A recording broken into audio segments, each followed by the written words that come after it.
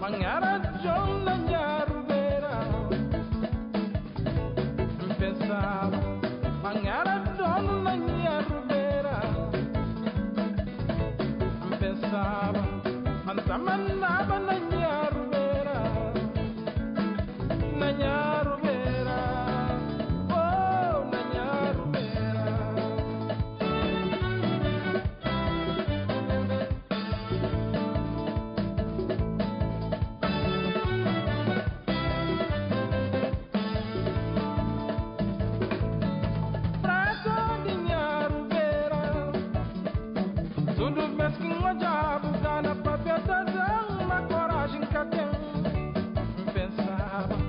Antamanaba na Nyarubera pensava Mangara macho na Nyarubera pensava Mangara John na Nyarubera na Nyarubera oh na Nyarubera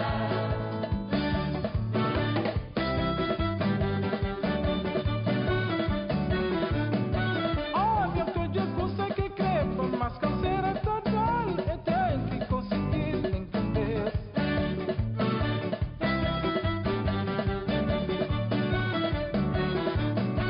Óbvio que eu pus que crepa, mas pisado é e tem que carregar entender. Presta dinheiro vera, tudo bem que não diabo cana para verdade, na coragem que tem pensar.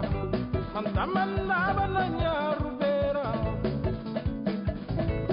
pensava Mangara John na Nyarubera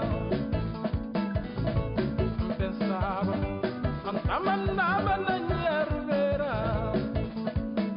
na Nyarubera oh na Nyarubera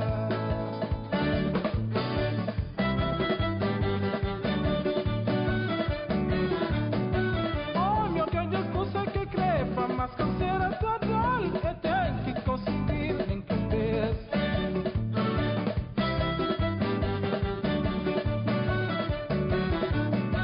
Óbvio que eu digo sei que crepa, mas pisado é e tem que carregar entender. Se tu crê